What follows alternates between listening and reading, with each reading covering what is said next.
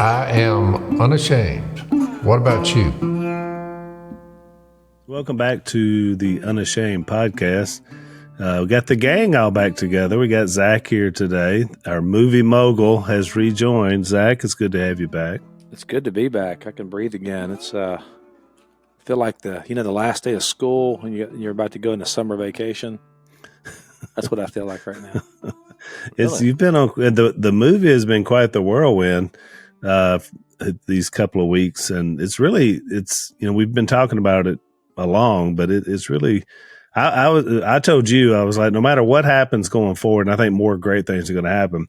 It's already been a success for making it and for the hard work you guys put into it. So thank you. Job well done. I appreciate that. Yeah, it's been very rewarding reading the thousands and thousands of comments that have been circulating in our team of just, man, there are some crazy stories out there. There's one, I may have said this on a previous podcast, I can't remember, but the guy was disabled, had a stroke, 45 years old, my age, super bitter, super angry at God, just horrible to his family. And the wife was at her wit's end. She said, I was contemplating divorce. I know it's not right, but I'm like, I can't live in this any longer. She said, I drug him to the movie because I knew he was a fan of Phil and Duck Dynasty. And this guy in the theater, and this is, by the way, one of thousands of stories. This guy in the theater has a complete emotional, spiritual breakdown. And she said for the first time in a long time since the stroke, he was able to see that God can redeem him from his anger, from just the way he's been acting. And he immediately went to his pastor and repented, and they met. And I don't know what all happened in that process, but started reading his Bible. And so for the last week and a half, she's like, he's been a different person, like to the point where her son was like, what's going on with Dad? And she's like, he's back. He's the guy that I married. I couldn't help but think of that part in the movie when Phil got baptized.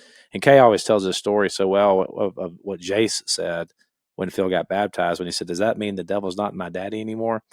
And I just thought about that, man. It's just so powerful how this story of redemption is resonating with so many people. So, it's been very rewarding. So thanks, Al, for that. Yeah, there was we took a large group since the last time I was on, and some of my friends down here in Gulf Shores, and saw the film, and it was amazing because I know a lot of people are seeing it multiple times, and it's really great because you pick up different things. And so I was the same way. I picked up things I didn't pick up the first couple of times I've seen it. And so it's touched me in different ways every time that I've seen it. And I was, some people recognized me that were there in the theater afterwards. And so they were like, I knew it was you. I knew there was, I said, you didn't know you get to see it with the Robertson. And so she had her husband there, and she said, do you remember his baptism? That's what she said, the way she said it. And I looked at her husband because I thought she meant him, because that was the way she said it. And I was like, well, not really. Did I baptize him? I thought she was talking about her husband. She said, no, your dad. When he was, I said, oh, yeah.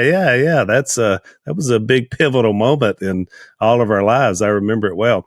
And it really touched me again to be able to see that. And I don't know that we've said this on the podcast, Zach. I don't think we have, but I was reminded that when I really zoomed in and watched it this time, and I saw when it was a cut in tight, when the actor was being baptized, and those are Dad's hands. Is that not correct? That actually baptized him? Which one was that? I don't know, actually. I got to go back. As I recall, that there was a scene where they kind of like Mel Gibson did in the. No. Did y'all not do that? No, we were going to do that, and right. then it ended up. Well, so what happened was then the original baptism scene. The guy, which Willie told me that I should have had someone there who knew how to baptize people. That was a jab at me. He said, the problem is you didn't have a producer on set who knew how to baptize people. That's a whole nother discussion. But anyways, they were standing too high in the water. And so when he baptizes Phil's character, they fall down, like literally fall down in the water. Well, the actors from England, so he's like, man, I'm scared to be in this water, period. So I had a hard time getting him back in there for a second take, and So the second time was like a few days later. I actually baptized him. So those are actually my hands Oh, okay. going down. But then they were able to cut around it. And in the film, they like it shows them falling down. So it was kind of funny. Like they worked it out. But man, initially it was kind of funny because they just weren't, getting that thick gumbo mud. It's, you can't really stand, you get stuck in it. You can't move around and you don't have your balance. And so it wasn't a nice, clean baptistry, that's for sure.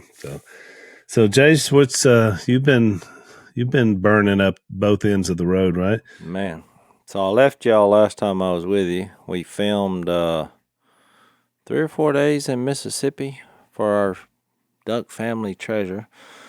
Well, I got sick on like day 1.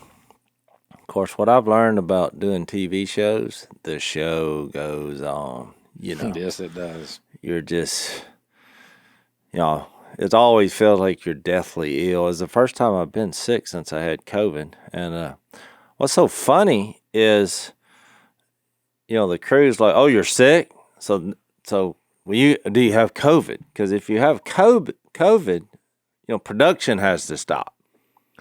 So everybody's waiting. I take a test. It's 15 minutes. Well, it hit me. I thought, I could have leprosy. Any kind, the most contagious, deadly disease in the world. The show's going on, but if you got COVID, it don't matter. Yeah, we're stopping. COVID has shut the world down. Yeah, it just seems so weird. But so they're like, "Oh, you don't have COVID? Well, great." Everybody was excited. So you just have Ebola. Yeah, I'm you don't have sitting over COVID. there, For it, sweat pouring on my head, thinking I'm gonna die. And so I filmed about 3 days like that. Of course, I could not do anything other than just show up half the time and sweat like a mule because it was hot. And I just felt horrible.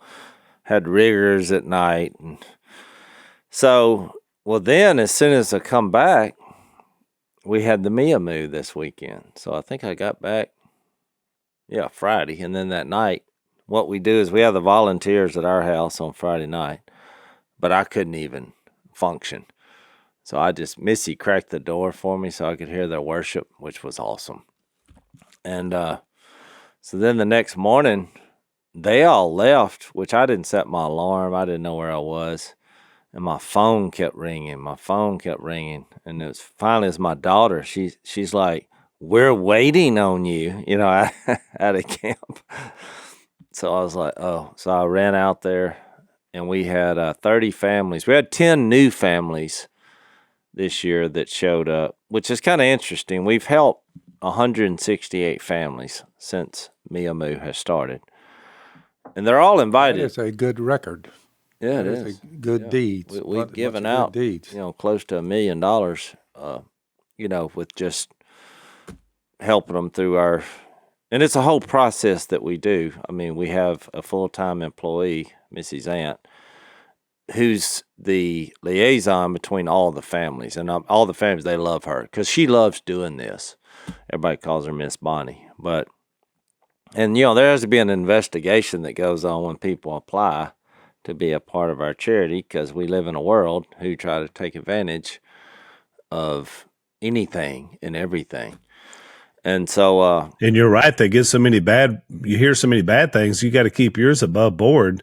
Make sure, nothing bad is happening. So you're right. You got to stay on top of it.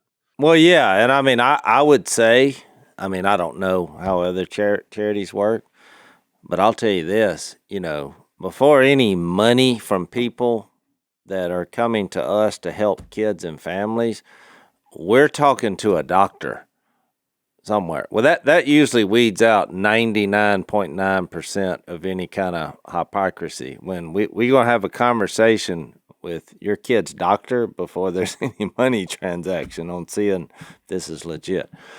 And I'm real proud, of our record, but we had 10 new families. So if all these families ever show up, I'm not sure what we'll do, but, it was always, it's moving. The first year families, immediately they get off their bus. We bus them out there to camp. And Camp Chioka, where we've done a lot of things. And so when they get off the bus, there's a tunnel of volunteers and our family. And we're clapping for them, you know. Well, the 10 new ones, they all start crying. Every year the same thing happens. They don't know why they're crying, they just start crying.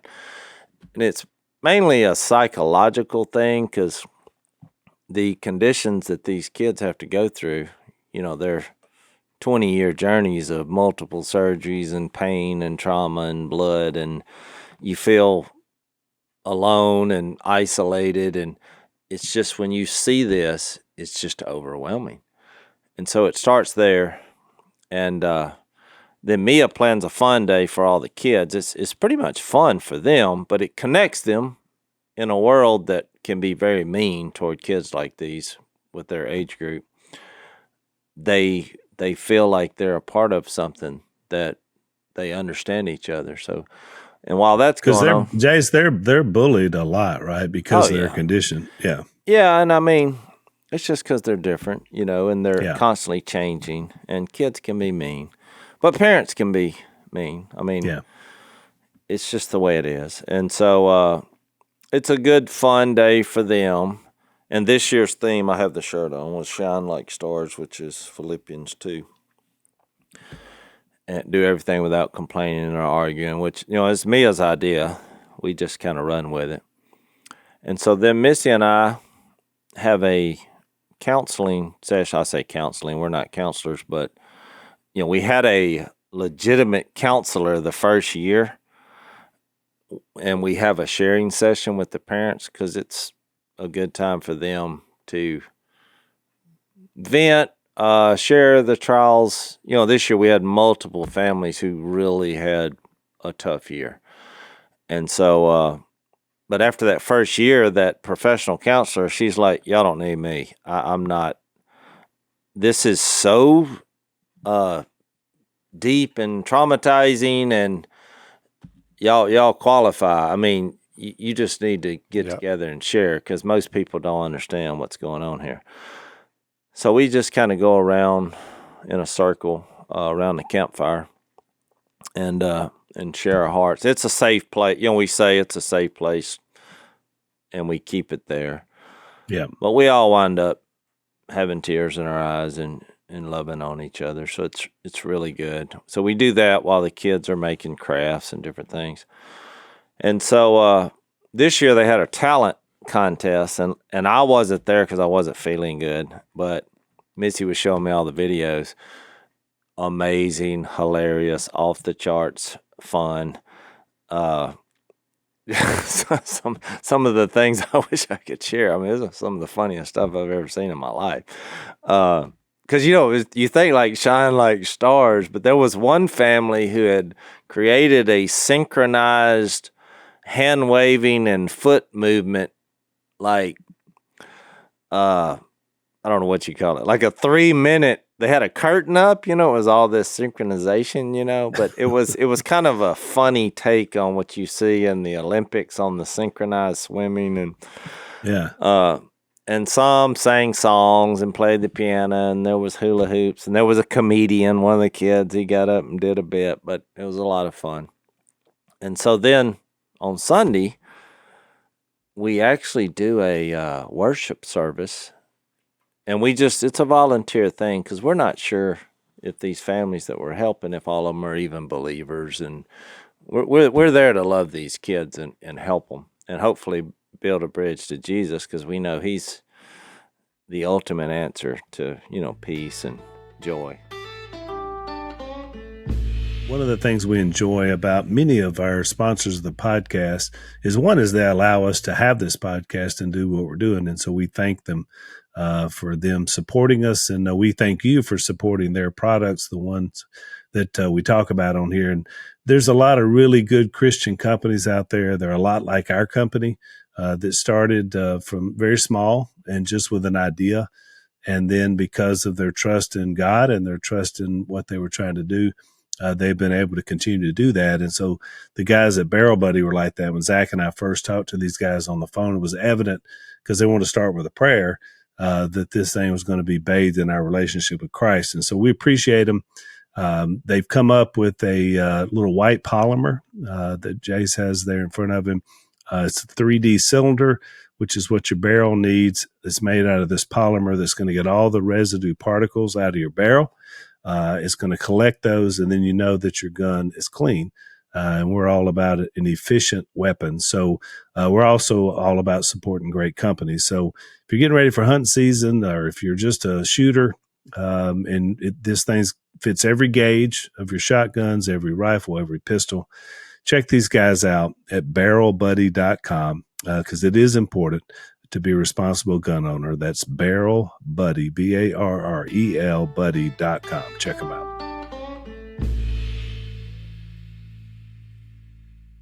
And so we did that. We've done it for 3 or 4 years at this hotel. And what's interesting, the hotel manager 2 or 3 years ago, let us do this. And I think after the second session, she actually gave her life to Jesus after just overhearing. We do it around the pool. And so now she's all in on this venture. It's a very inspirational story. It's kind of like the one Zach told. And so this year was the first year that every family showed up, the 30 families for the worship service. So Mia and her little team did the worship. Mia and Missy sang. It was way more moving than normal. I'm not sure why. When Mia and Missy get together and sing, I'm telling you, it's off the charts, the harmony. And Mia had just got her splint out the day before this happened. Remember when she was on the podcast, she had the splint? Yep. And, boy, I don't know. She just, she could eat again. So that was, I guess, 6 weeks. She hadn't actually chewed any meal. It was all just dissolved or through a straw. And, she just sang like a bird. It was very moving. And then I gave a 15-minute Jesus presentation. And that, we hugged, we cried, and they went on their way. So that was the report. No, that's really good, Jason. And I know a lot of people, Unashamed Nation has, you guys have given some support to Miamu. And so that's why we like to talk about it. And of course, Mia was on the podcast and we'll have her back on again to give her take on it too next time she's in town. Dad, you were you were on the road this weekend. You had a rare outing. You went to North Carolina, is that correct? North Carolina, they're still doing great work under when Billy Graham was preaching. Yep. And it was in his territory, and it got a great place where they have their functions, and different ones, So we all met there, and told people that they wanted to know about the movie. Most of them had seen it, but we just talked about that. Yep. In fact, Dad, it's funny you brought that up because when Jase was describing that receiving of the people at the Miamu weekend, it reminded me of that time we were in Alaska up in Port Ellsworth. And there's a marriage ministry that Franklin and his son, who was in the military, they do for couples who had been wounded overseas. And so they didn't really get a homecoming because they all came back through, a hospital. And so they have a marriage thing for them. And so the whole town of Port Ellsworth, which is only like 300 people, but the whole town shows up and they line the runway with American flags. And then they have a receiving line when the men and women are getting off the airplane and that they fly them in. And of course, we were standing in the receiving line, you and I and Mom and Si and Jep, I think, was there. And they were getting off the plane, Jason, was the same thing. Now, none of them had ever been to something like this. So they're coming in for the first time. And when they're getting off the plane, they are just, sobbing. Just because of the receiving and the town showing up. And then they look, and of course, that was back when we were doing the shows. So it was like, what are the Duck Dynasty people doing here? And it was, then we're all in tears, just because of the same moment. But it reminded me of that when you were talking about that. And they do that every summer. They have about 140 couples, I think, through the summer up in Alaska. And a lot of renewal, a lot of life renewal, a lot of marriages saved as well. So we love what the Grahams are doing. That's awesome. Yeah, it's a tough journey, and those kids, we found out later just from dealing with Mia that they handled the physical part really well, better than anybody else, even the parents. But, when they get in that 10, 11, 12-year-old, the emotional part of just having so much trauma in your life and looking different and being alone so much, because the recovery times for a lot of these surgeries are months. And you're missing school, you're by yourself. It's just a tough thing to deal with right before they become a teenager. So that's why it's so emotional too, I think. It's just, and it seems to never stop. And so, you look at Mia now and we're all so proud of her, but, it's just a tough journey. And so when you throw out a theme like Shine Like Stars, and, do everything without complaining or arguing, which you shine like stars in a depraved generation, because that verse kept coming up. So what I did was, and maybe Missy said I was a little too deep, but because I really wanted to know what she thought about my presentation at the church. At the hotel. Why do side service unfortunate things happen if God's the God of love and mercy? Some would bring that up. That's what I got into. Yeah. So I did, and I wanted to get y'all's thoughts. I think it's a good review of Luke if we do this to where what we're fixing to talk about. But and I thought about, when we had the Luke 13, I don't know if I had it in my notes to mention it, but Luke 13, when they came to Jesus and said, well, what about these people Pilate sacrificed, and why did this? Were they more guilty than? Why did bad things happen to good people? And Jesus saw that and said, well, what about the 18 that the tower fell on? Were they more guilty? And so then all of a sudden the Pharisees are like, well, what's his point? And then you remember what Jesus said. He said, well, you need to repent or you'll perish. Well, it just seems so non-compassionate in the moment, but that's kind of what was the basis for my my presentation, is because, Philippians 2, where that says shine like stars. Well, earlier in the chapter, it talks about being unselfish and considering people better than yourselves. And then it says your attitude should be that of Christ Jesus.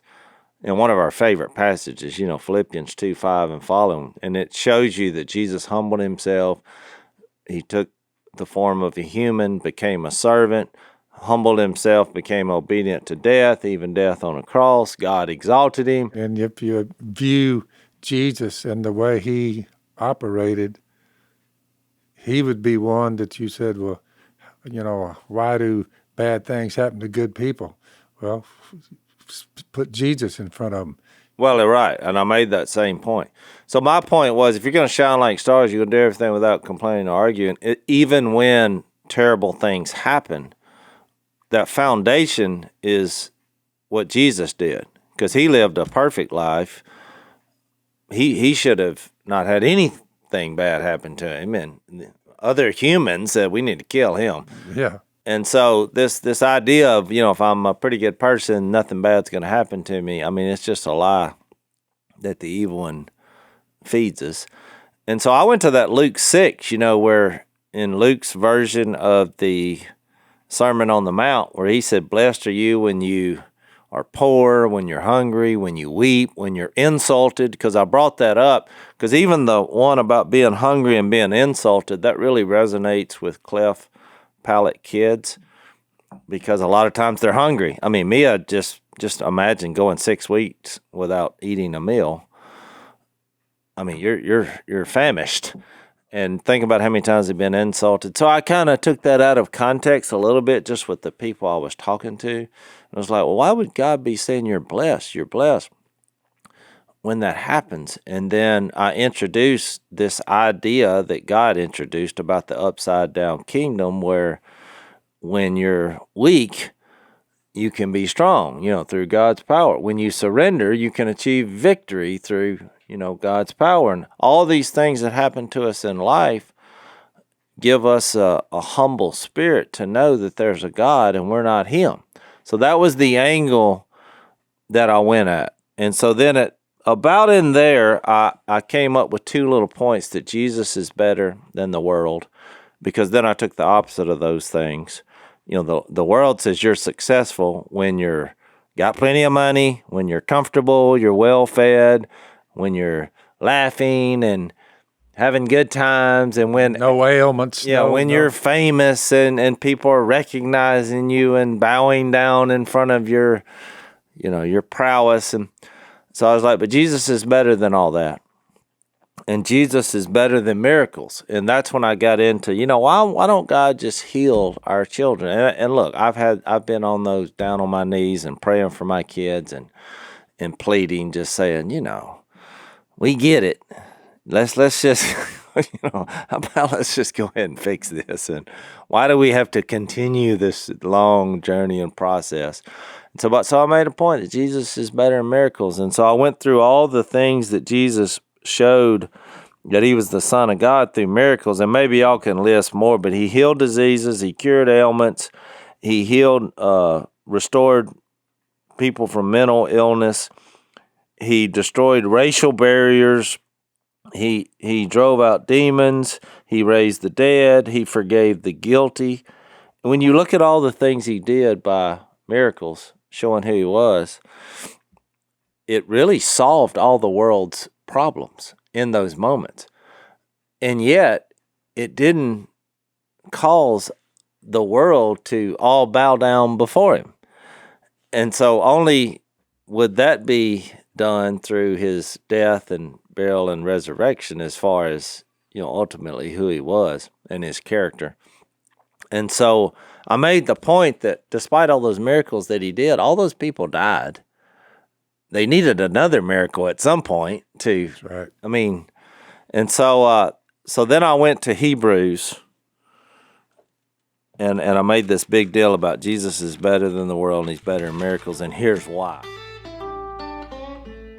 So we talk a lot on the Unashamed podcast about being prepared, and especially being prepared for eternity. If you've been listening to us for a while, you know that we take self-sufficiency and personal accountability very seriously. With everything that's going on in our world, we've come to understand the importance of being prepared for anything. Having the right tools to handle even the medical emergencies ourselves has never been more important. That's why we love one of our new sponsors, the Wellness Company's Medical Emergency Kit. It gives you a peace of mind that a kit like this provides you with security, and it's worth every penny. We promise you it's going to become a cornerstone with your preparedness supply. So whether it's natural disasters, medical emergencies, supply chain shortages, all the things that you see going on in our world today, you can rest easy knowing that you have emergency antibiotics, antivirals, antiparasitics to help keep you and your family safe. This kit's going to include a comprehensive guidebook so you know exactly how and when to use the medications. Don't wait until it's too late. Go to twc.health/unashamed and use the code unashamed for 10% off your medical emergency kit. That's twc.health/unashamed and use the code unashamed. Be smart, be ready, be prepared.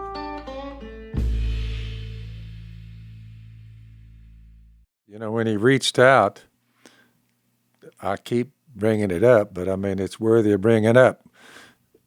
He picked the Apostle Paul, who was running around having people murdered, stoned to death, and he's the one that he chose to write most of the New Testament. Yeah. Exactly. You say without that, he says, yeah, boy, if you're bad enough, he won't mess with you. No, Paul said, I'm the worst. Yeah. Well, I think that's the whole point here. We're all guilty of something, and we're all perishable. So if you can't find humility in that, and you can't see God in everything, from the creation to the circumstances, that if you try to do this on your own, it's a sure dead end. Yep.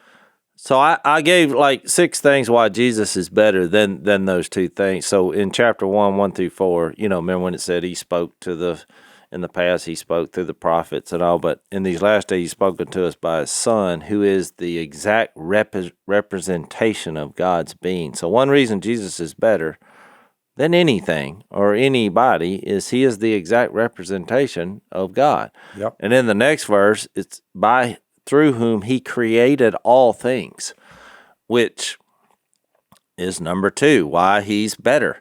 He created us, so we can trust him. He has a plan. Number 3, by his death, he freed us from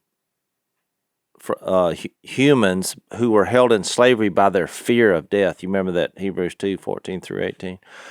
So you think about that, why he's better. He has the ability to take away humans' fears in general, but that specifically the fear of death. And I made a point to say, well, what about all my other fears? Well, if he can take away the fear of death, I'm sure he can handle any other fear, because that's a biggie. Well, and one thing, the people who say it won't work or this work or God's mean and all that, but I look at a little baby, yours and your woman's little child with the bad lip. Well, now a little more extensive than that, but yeah. That you could see. Yeah, that's the only part you could see. And you look up in about almost 20 years. No, it is 20, yeah. 20 years. And you look, and I literally don't even notice it. Yeah. I don't notice it in her at all. Yeah. I mean, it's it's amazing. But families with kids like that, I quit noticing, years ago, because the parents really don't look at what everyone sees. As you get used to that so much, like before her lip was even corrected, I actually was more broken up about that being corrected than any other thing that ever happened, because with me, I'd gotten so used to it, and that being her, when it changed her, it actually devastated me because she didn't look the same, So It's kind of a weird phenomenon that happens through this process. But you're right. But still, it's a really tough journey. All right. So the 4th one is Jesus is better because he gives us rest from our own work, and that's at Hebrews 14, when he says, it's a kind of a take when Jesus himself said, you who are weary and heavy burden, come to me and I'll give you rest. Because look, you really learn that in this process of having a kid going through this. You just can't feel any more helpless. And you wish you could fix it, but you just trust God's plan. And God's got a plan in this. Number 5, or see, 1, 2, 3, 4, 5. Yeah, there's 2 more. Number 5. The Hebrews 7:16. Jesus is better because he's our high priest, not based on a regulation, but based on the fact of having an indestructible life. Well, if you start adding all these things up, he's the image of God. He created all things. He takes away our fear of death. He gives us rest. We don't have to work. We don't have to chase the worldly definition of success, or however you want to define that. He's indestructible. And then lastly, I went to Hebrews 10:14, by his sacrifice, and we know that's based on his love for us, his death on a cross. He has made perfect forever those who are being made holy. That's it. Now you tie all that. It's my favorite together. Text in the Bible. And look, that the fact that he, his death on a cross made people perfect forever. He forgave us before, during, and after, forever. Those who are being made holy, which I love it because it's a process that we are undergoing. And it's the same with kids that go through this 20-year process. that process is teaching them perseverance and character and hope. From the Romans 5, your position suffering becomes your safety. You're safe. Exactly. But ultimately, Jesus and what he offers is better than anything you're going to find on the planet to help them with any issue, physically, mentally, spiritually, emotionally. He's just better. And so that was my sermon. I was like, look, if you don't know Jesus, use this as an opportunity to go research, when you leave. So that was kind of the angle of what I was trying to do with that, because he is just better. So Jase, I guess when you got into metal detecting, you would have never known that you would have a television show about it and be a spokesperson for Garrett, who makes metal detectors. Did you ever think that would happen? I never thought that would happen. But when I got into the hobby, mainly because of what I had read in the Bible about how much joy there is in doing it. Finding the treasure in the field. Yeah, and the Lord kind of using that for an example on why he even came to earth, looking for individuals, how much joy, it is. And so I met these guys. I pulled in their parking lot and made in the USA, and I was a little familiar, with their machines, and we just had a spiritual conversation, and then we had a business conversation, and I was like, I like how y'all roll. It reminded us of, when we were coming up with the duck calls. And so I put my name on a series of them, and we sell them now, and we've had a good relationship. So they've been awesome. So there's 3 different Jase Robertson signature edition camo detectors that are made by Garrett. And as Jase talks about all the time, it's about getting outdoors, getting exercise, finding something that you and your whole family can enjoy together. If you order one of these Jase Robertson detectors direct from Garrett, they'll throw in 3 free accessories. You get a camo dig pouch for all your finds. You get a keeper's box to protect your best finds, and a Realtree camo cap with Jase's signature on the bill. So these Jase detector specials are available only at garrett.com/store. That's GARRETT.com/store. Order yours today.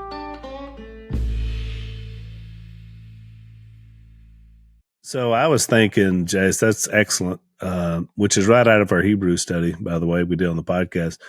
But to tie that in with what Dad said at the very beginning of before you started telling us that about the Apostle Paul, when you were saying all that, it immediately took me back to 2 Corinthians 12, when Paul gives his own experience of having some flaw. Because that's what we're talking about, right? Some flaw that we can't do anything about. We feel helpless. We're pleading, God, take this away. It's too hard to deal with. And Paul had that same thing in his own life. And when he asked Jesus about it, Jesus said, my power is made perfect in your weakness, your inability to fix your own flaw, which is Jase's whole point out of the book of Hebrews.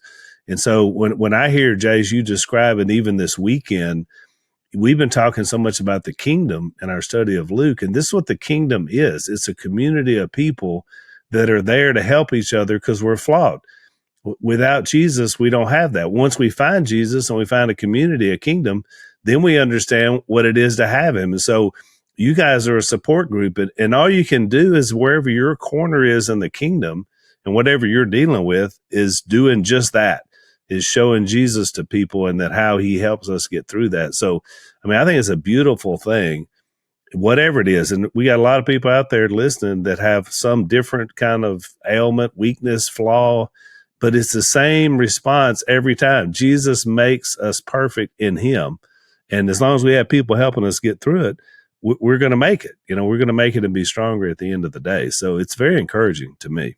Yeah, unfortunately, I think a lot of the churches last, several years, we focused primarily on just that first part of salvation, our justification, the part that deals with the penalty of sin. But there's a whole nother part called sanctification that is progressive. It is a process the rest of our life. And the process is about transformation. It's that 2 Corinthians 3 passage, where we're being transformed. As we walk with Christ, we become new. We're being made holy. I still have sin, but the life of a Christian should have a trajectory that over time, moment by moment, I'm becoming more like Jesus. You're better off at the end than you were at the beginning, for sure. That's right. And if you're just focused on, if you're simply focused on what you were saved from, which is sin and death, which is important, and it's very important and it's essential. But if that's where my salvation stops, then it's limited. It's not the full picture. It's not simply only about atonement. It is about atonement, but it's also about transformation. It's also about what I'm saved to. Jesus said, I think in John 6, that he died for the life of the world. There's life that's being transformed, and I should start to smell like Jesus more and more the longer that I walk with him, the more that I'm with him, and so that when you look at my face, when you look at it, should be a progressive, like this. What Jay said, such a great analogy of it, of just I should look different over the years, the more of this process that I'm going through. Now I'm saved.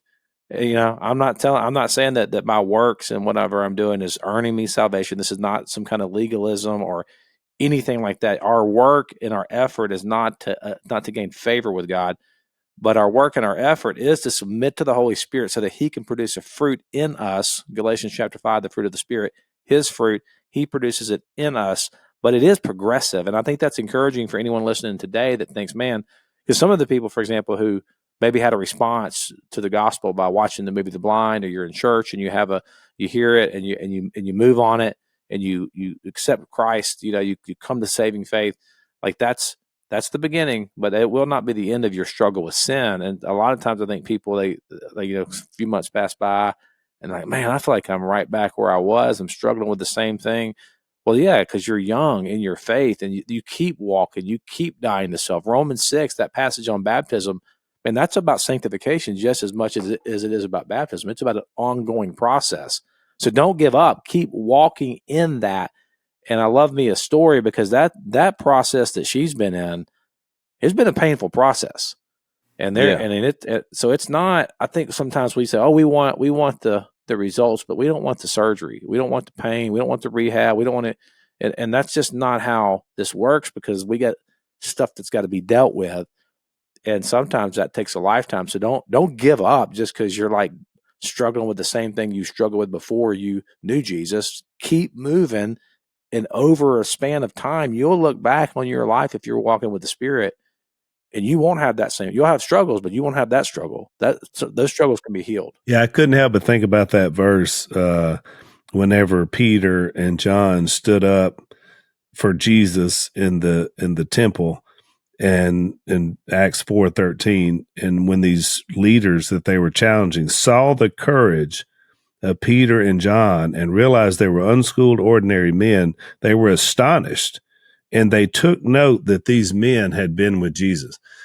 And I think that's the blueprint for any of us going forward. Look, it's not us, but it's our willingness to say that, you know what, if we know Jesus, we know enough. And that's why when I look at this, Chase, it's amazing, because you can take a kid who other kids, are being kids and they look different. And so they make fun of them, whatever. And it becomes such a low point for a person or family. But then you watch that person as they embrace not only what they're dealing with, but then encourage and help other people. And then that same kid becomes a young lady, like in Mia's case. And what do people say? Oh man, look at the courage of this person. I mean, then they're astonished because they've been with Jesus and they dealt with a flaw in him. And so it turns out to be a triumph, which is incredible. Let's take our last break.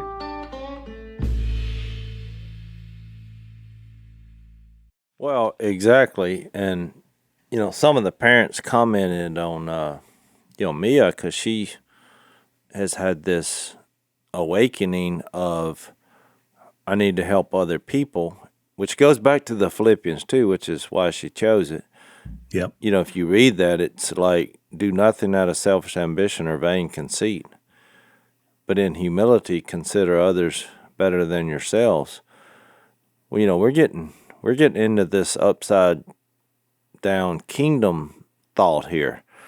And so it's actually possible to be thankful for the journey you've been on.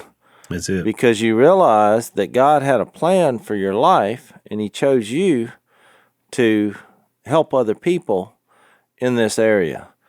And so that's why I'm real proud of her for doing that. And that kind of spirit is contagious. Yeah. And I have noticed in this, and I'm so appreciative of all the the people that contribute to this, because I'm really proud of our charity, because I don't know of many other charities that give 100% of the donations to the families that need it. Yep. And I sure will put our investigation on how we're distributing that money against anybody, And so, but I feel like my point is, in this area, it's the biggest need for a community that I've ever been involved in, because it is so rough. We get used to things that a lot of people, it just make you sick. One of the things Missy was sharing yesterday that was, it's pretty hard to hear, even though I was there. But one stage in Mia's journey, we're having a consultation with the doctor. They had just put this new apparatus in her jaw, and by doing that, we're talking about boring holes in your bone and sticking screws in it. And he said, now look, so when you get back home, we're going to need you to turn this once a day to expand her jaw and move her top jaw toward her bottom jaw. And Missy's like, wait, I'm not a nurse. I mean, that was Missy's response. She was like, no, I mean, you want me to take a screwdriver? And he's like, oh, you are a nurse. I mean, this is what must be done. This is part of the platform. Yeah. And so, you get there and you say, how'd that work? We got on the couch and Mia's, wide awake, and we're fixing to take a screwdriver. And well, the pain that happened when that happened, she's screaming. So we got a nurse to come over, which was Paula Godwin, and she just volunteered just to make us feel better. Of course, I lasted about, I'd say, 10 seconds. I couldn't even watch it. I mean, it was just too devastating. And so the next day, you do it again. So you do it a week. It's the worst experience, I think, as a parent. Well, then we go back over there, and he's like, nope, that's not working. We're going to do it another week. And you're like, you're talking about devastating when you hear that. So you do it again. So you go through that week. You go back next week, and you say, nope, it's still not moving enough.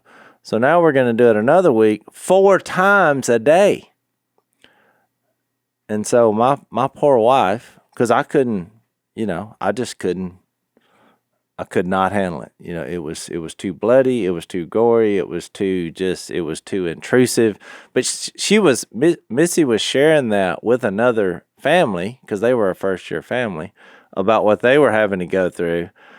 And Missy's like, it's going to get way worse. I mean, and it's really sad to tell somebody that.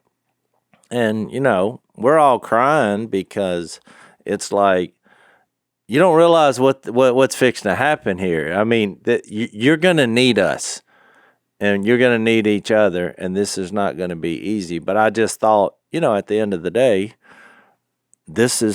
God chose us to be in this situation, and you need to be thankful for it. But again, Jace, that's back to the power of witness in a kingdom, which is why he continued to tell them, you witness, and then you tell other people. So because you personally had that witness experience, then you're able to help somebody else. And what you guys are bringing to that circle, Jace, is looking at 20 years. And for first-year people, they've got hope.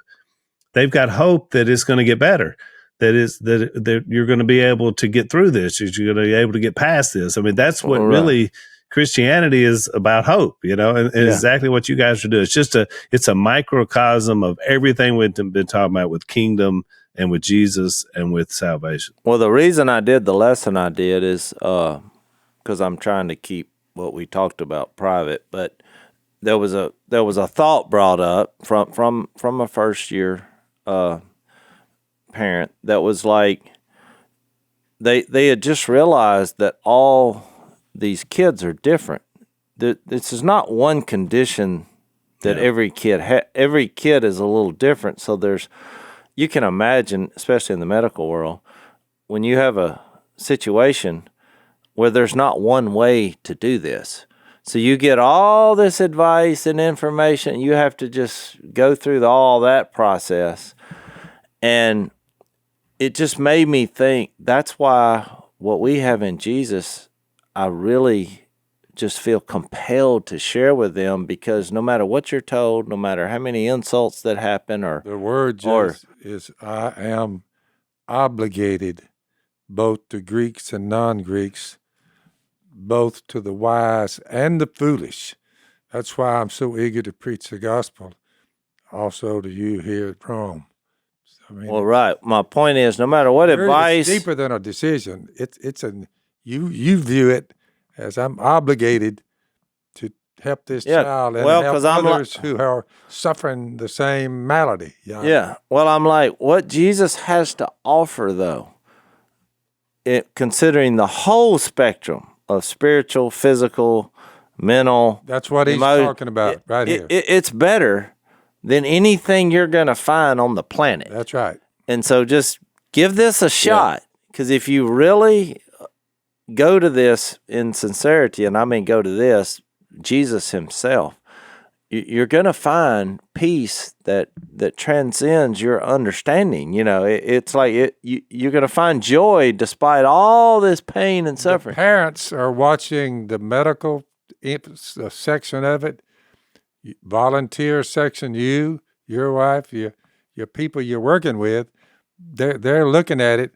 They're looking for some hope and something that. Oh, and you're right, Phil. And you brought up these volunteers. Those volunteers that go do this and help these kids yesterday. I mean, look, they won't be hard to find in heaven, because I'm pretty sure they'll be up at the front row somewhere. Yeah, because it is. I love how Phil said that. It's more than a decision. I think we reduce it to that sometimes. And that's right. Somebody told me this week. I'm working on another podcast that we're going to be doing. I'm going to be doing at some point. And one of the things in there is really exploring kind of how Paul presented the gospel. And the guy I was meeting with, he said, he gave me this. I thought this was so good. I'm going to read it to you real quick. But that Paul was preaching this, that through Christ we have a participation with him. We have a new name. And think about this in the context of what you said, Mia, where Mia is at now in her journey with this metaphor that you used. Participation leads to unification, which leads to identification. You have a new name, which leads to imitation, which leads to formation, and then lastly, the response to formation is representation. We then take that out, and it's not just a decision. This is what happens when you experience the goodness of God. It's an obligation on your part. It's an obligation which is deep. Well, right. And it's a supernatural response. I mean, it's what you do when you are that grateful and thankful for what has happened in your own life. It's time for overtime, but I was just going to say, leading into overtime, to get to where we're at in Luke 15, when you ask me why am I with these types of people gathered around a table eating on a weekend, it's because they truly are the stars of the universe. And you're going into a group not many want to tread. Exactly. So That's we can talk exactly about right. that. Yeah, let's talk about that in overtime. If you want to follow us over at blazetv.com/unashamed is where you find our overtime segment. So we'll flesh this out a little bit more and start moving back to Luke. Thanks for listening to the Unashamed podcast. Help us out by rating us on iTunes. And don't miss an episode by subscribing on YouTube, and be sure to click that little bell to get notified about new episodes. And for even more content that you won't get anywhere else, subscribe to Blaze TV at blazetv.com/unashamed.